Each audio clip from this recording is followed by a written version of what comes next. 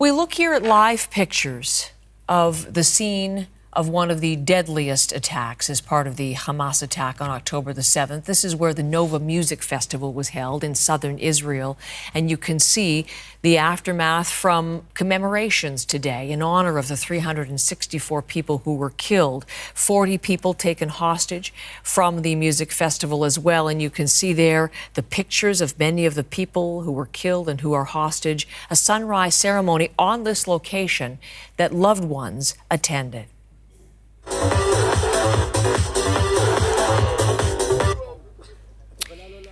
And that was the poignant moment in the commemoration today. What was the final song of the festival a year ago, abruptly cut off a year ago, just as it did. And that's how they remembered things this morning.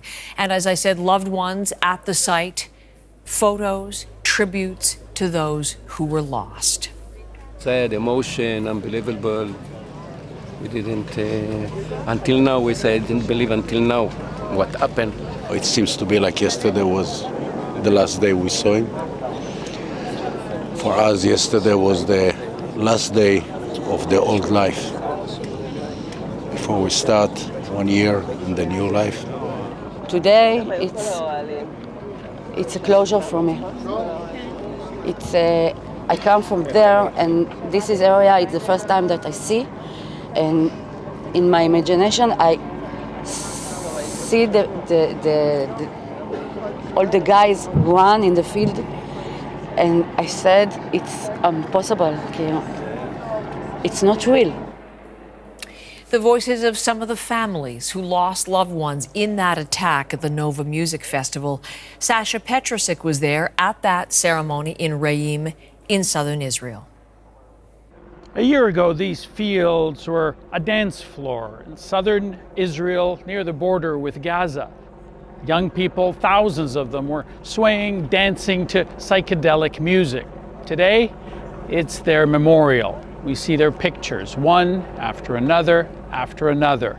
They're the ones who were killed or kidnapped that day. It was early in the morning. They'd been dancing all night long, and the sun was starting to come up. They heard sirens go off because there were rockets in the sky, but they didn't think too much of it. They started to prepare to go home. Then the armed Hamas militants came storming through these fields, killing people.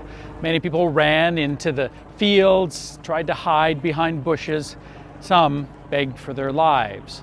But in the end, many were killed. 364, that's more than a quarter of everybody who was killed that day in Israel.